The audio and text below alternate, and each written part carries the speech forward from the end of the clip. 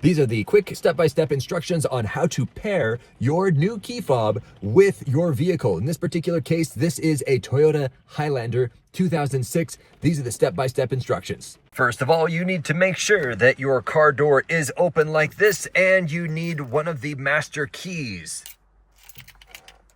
1, 2, 1, 2,